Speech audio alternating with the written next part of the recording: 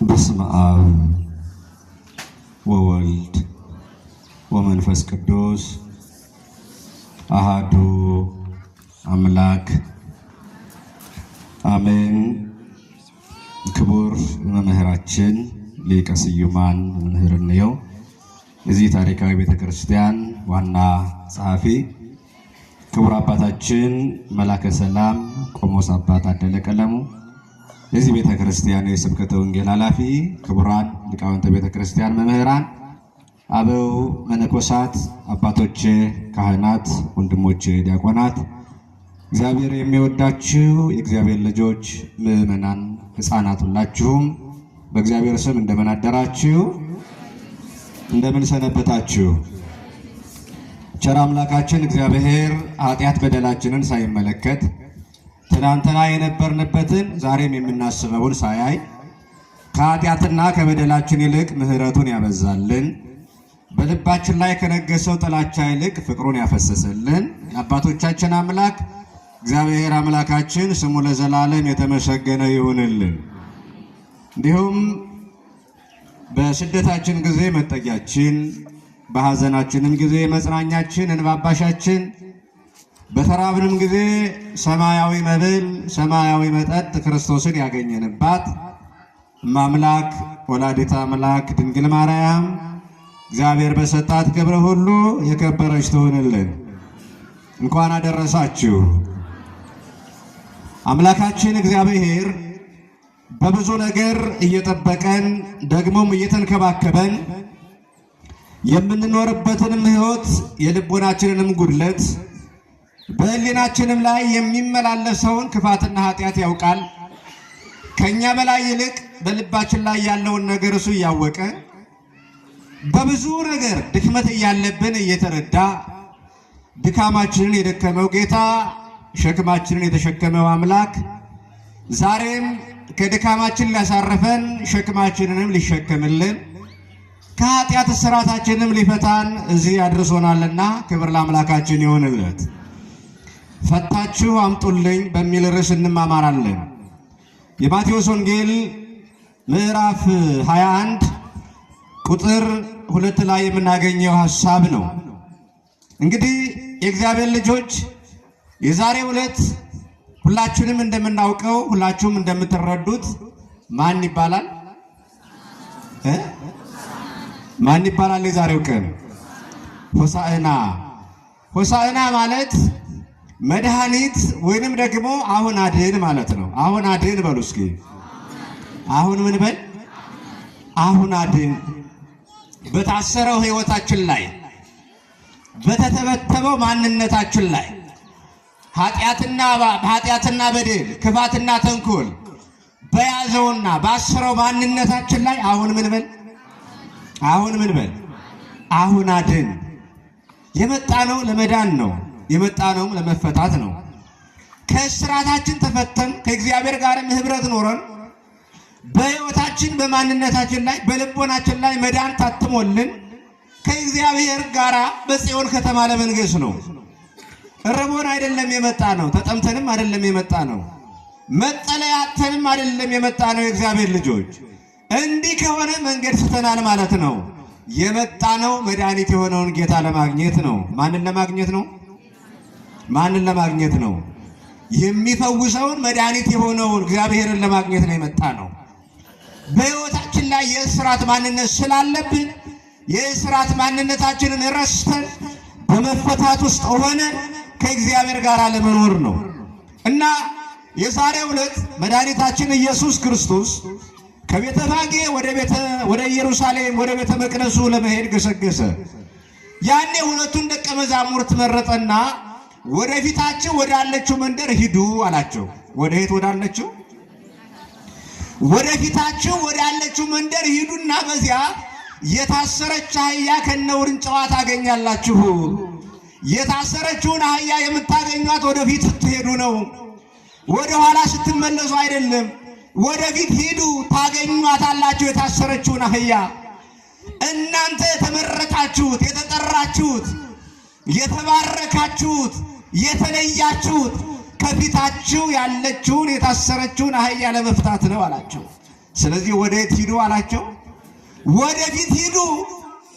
እናንተ የተመረጣችሁ፣ እናንተ የተለያችሁ፣ እናንተ እግዚአብሔር የከበረባችሁ፣ እግዚአብሔር በሕይወታችሁ ላይ ሥራ የሚሠራ ከዓለም ለይቶ ወደ ቤተ መቅደሱ የጠራችሁ የመቅደሱ አገልጋዮች፣ እናንተ ከዘፈን ለይቶ በማህሌት ላይ የሾማችሁ ማህሌታውያን ወደ ኋላ ሳይሆን ወደ የት ሂዱ?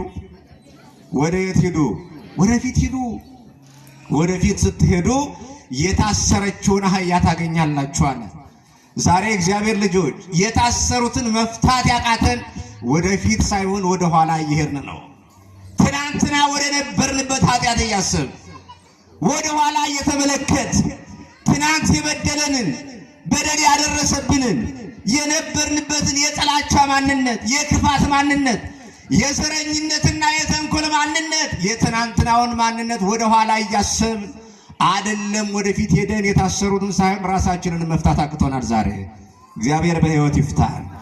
ወደፊት ስትሄዱ ግን የትናንትናውን ስትረሱ፣ ዛሬ ያለውንም ሕይወታችሁን ስትረሱ፣ ወደፊት ስትሄዱ የታሰሩትን ትፈታላችሁ።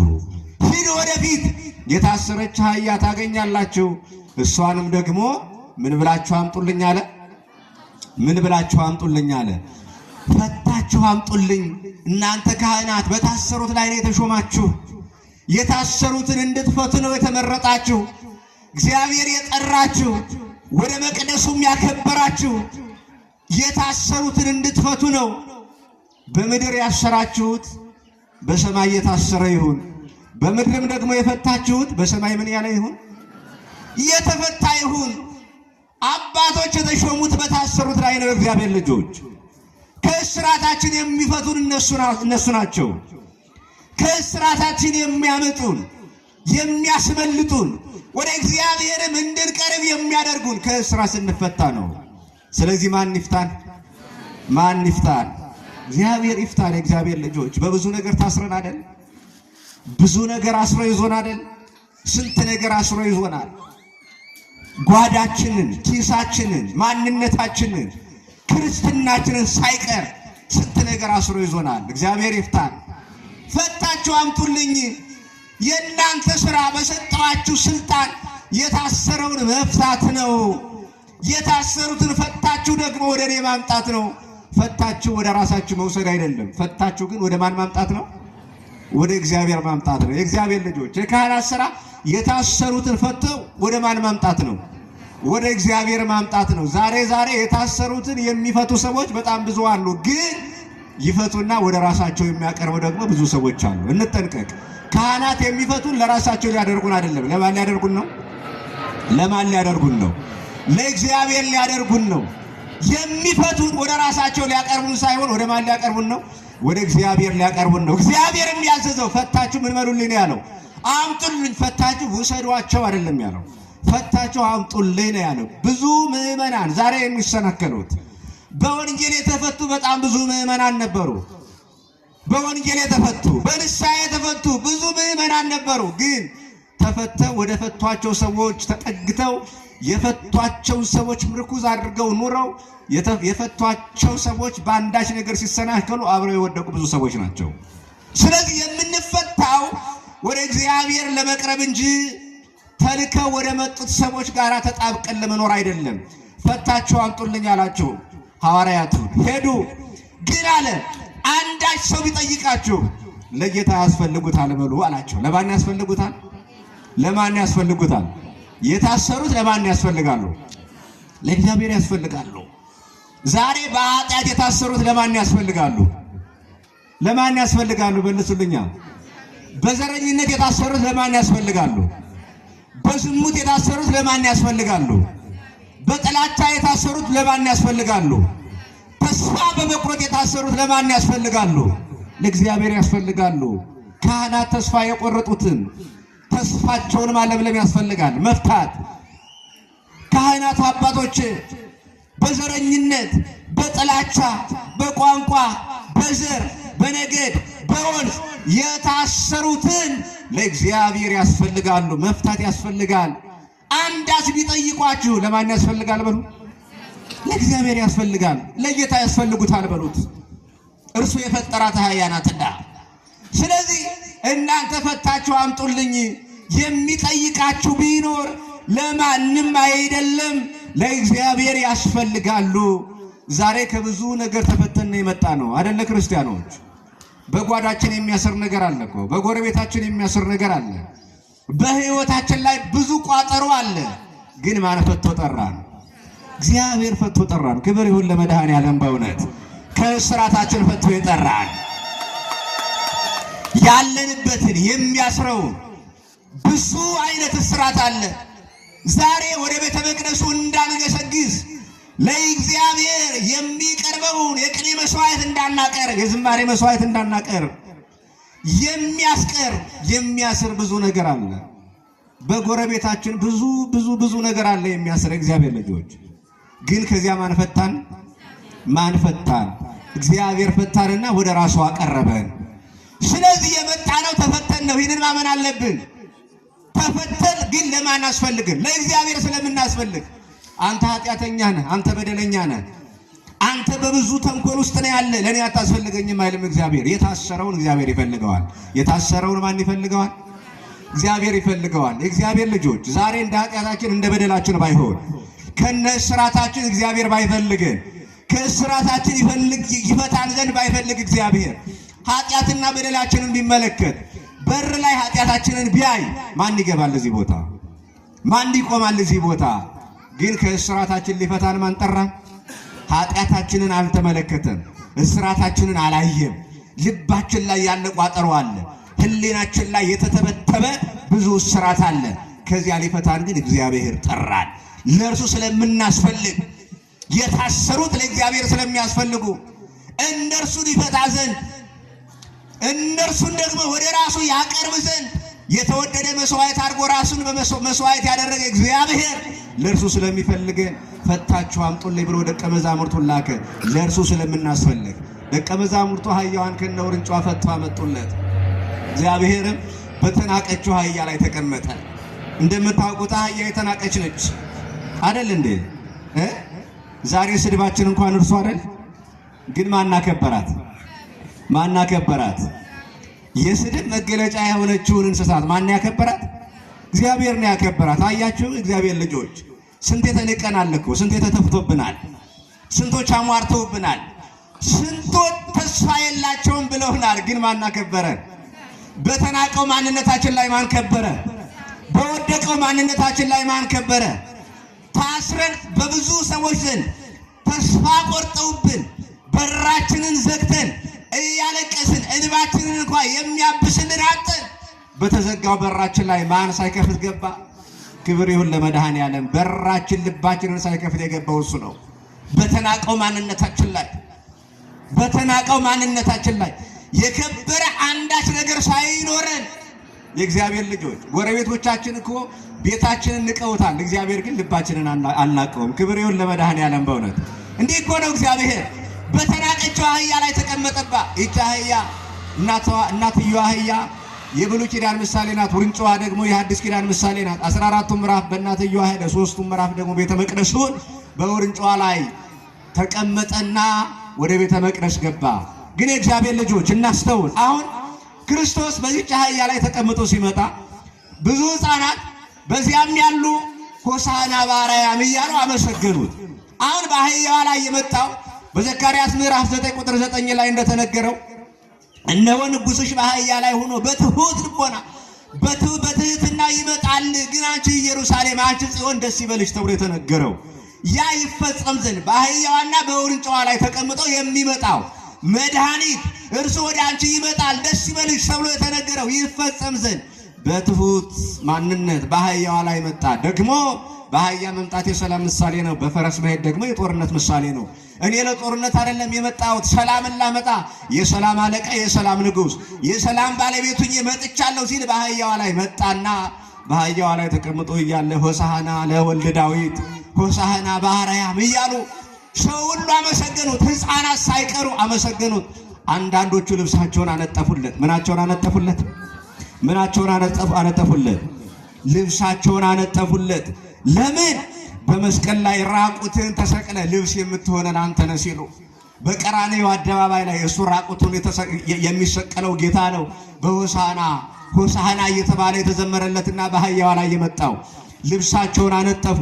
አንተ መስቀል ላይ ራቁትን ትውላለህ፣ በዕለተ ዓርብ ራቁትን ሆነ ግን ለእኛ የጸጋ ልብስ ታለብሰናለህ። አዎ ልበስዎ ለሐዲስ ብሲ፣ አዲሱን ሰው ልበሱት ብሎ ቅዱስ ጳውሎስ እንደነገረን መስቀል ላይ ራቁቱን የተሰቀለው ጌታ የእኛ ግን ልብሳችን ነው። ክብር ይሁን ለመድኃኔዓለም። ራቁቱን ተሰቅሎ ለእኛ ግን ልብስ ሆነን። አዎ መስቀል ላይ ተሰቅለ ራቁትን ሆነ ለእኛ ግን ልብስ ትሆነናለህ ሲሉ ልብሳቸውን አነጠፉለት። ሆሳዕና በአርያም እያሉ አመሰገኑት። ደግሞም የዘንባባ ዝንጣፊ አምጥተው አቀረቡለት፣ አነጠፉለት። አህያዋ በሰዎች ልብስ ላይ ደግሞም በዘንባባ ዝንጣፊ ላይ አለፈች።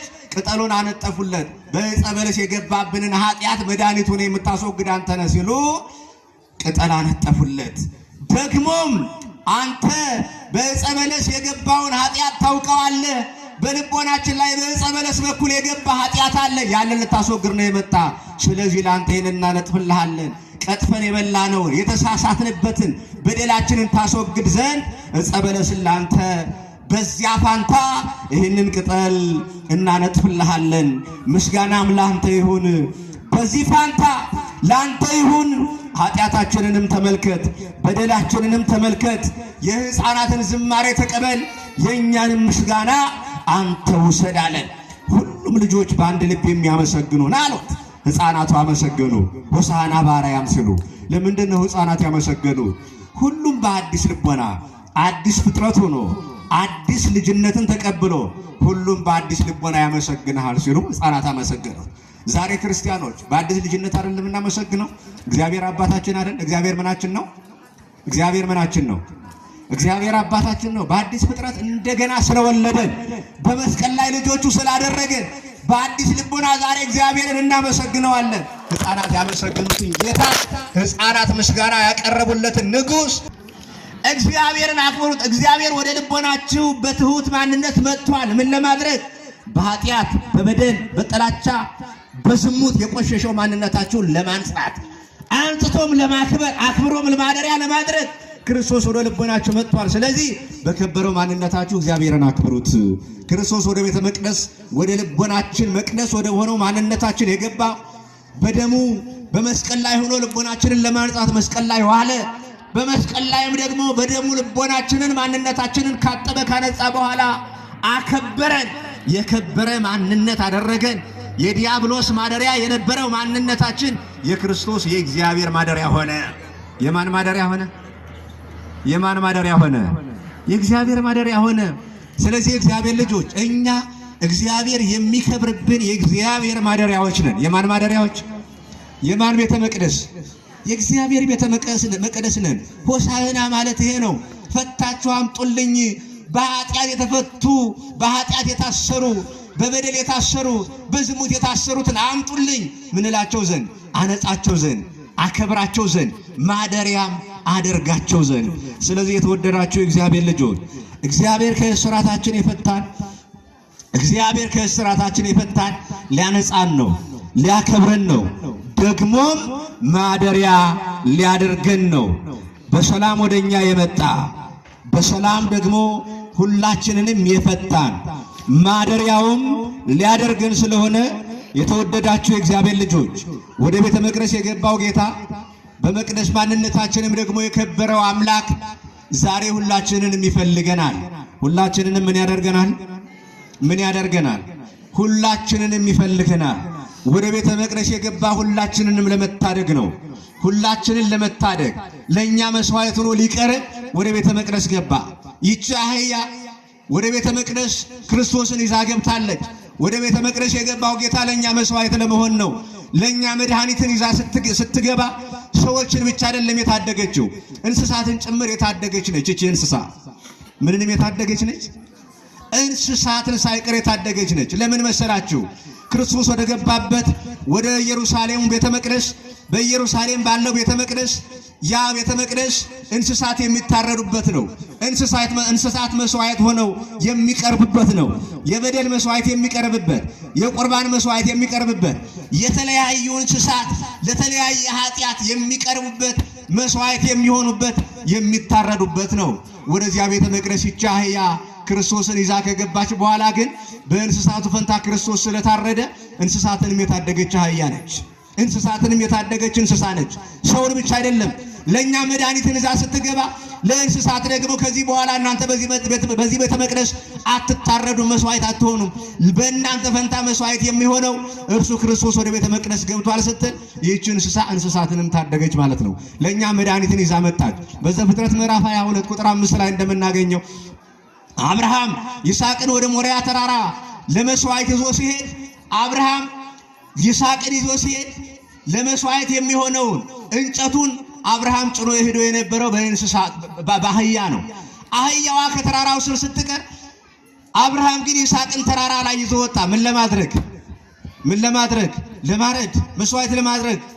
ታዲያ አብርሃም ይስሐቅን ለእግዚአብሔር መስዋዕት ለማድረግ ተራራ ላይ ሲወጣ አብርሃም ሚላውን ሲያነሳ ይስሐቅን ለማረድ እግዚአብሔር ግን በዕፀ ሳቤቅ የታሰረውን በይስሐቅ ፋንታ የሚታረደውን ያማረውን በግ አመጣለት፣ ሰጠው። በይስሐቅ ፋንታ በጉ ታረደ። በይስሐቅ ፋንታ ምኑ ታረደ? በጉ ታረደ። አማናዊ በግ ክርስቶስ ነው። እግዚአብሔር ልጆች፣ በይስሐቅ ፋንታ የታረደው በግ ክርስቶስ ነው።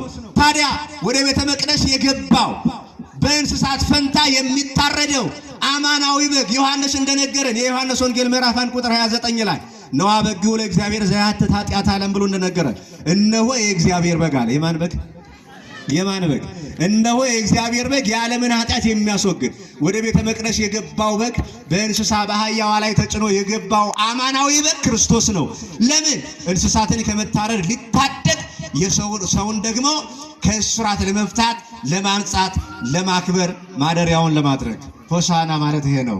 ሆሳዕና ማለት መፈታት ነው። ሆሳዕና ማለት መንጻት ነው። ሆሳዕና ማለት መክበር ነው። ሆሳዕና ማለት የእግዚአብሔር ማደሪያ መሆን ነው።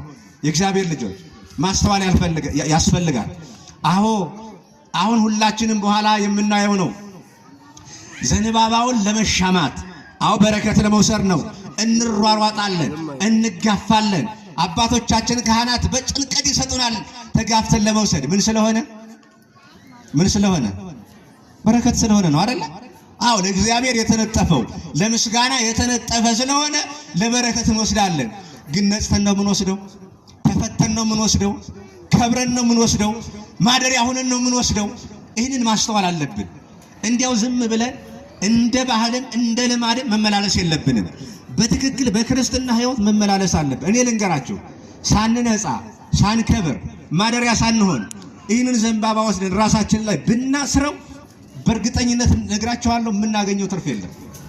ምክንያቱም እግዚአብሔር የሚፈልገው ራሳችን ላይ ይህንን እንድናስር ብቻ አይደለም። የምናስረው ለበረከት ነው። ግን የነጻ የከበረ ማደሪያ የሆነ ሰው ነው የሚከብርበት። በረከት የሚያገኘው እነዚህን አራቱን ነገሮች የሚያሟላ ሰው ነው። ስንት ነገሮችን? አራት ነገሮችን የሚያሟላ ሰው ነው ዘንባባውን ራሱ ላይ አስሮ በረከት ማግኘት የሚችለው። ምን አይነት ሰው ካላችሁኝ፣ የተፈታ የነጻ የከበረ የክርስቶስ ማደሪያ የሆነ ሰው ነው። ስለዚህ እናስተውል። እንዴት ነው እየተመላለስን ያለ ነው? እንዴት ነው ቤተክርስቲያን እየመጣን ያለ ነው? በምን ህይወት ነው እየተመላለስን ያለ ነው? በልማድ እየተመላለስን ከሆነ ይብቃል። የልማድ ክርስትና አያድንም። መመላለስ ብቻ አይደለም፣ መመለስ ነው የሚያደነን እግዚአብሔር ልጆች።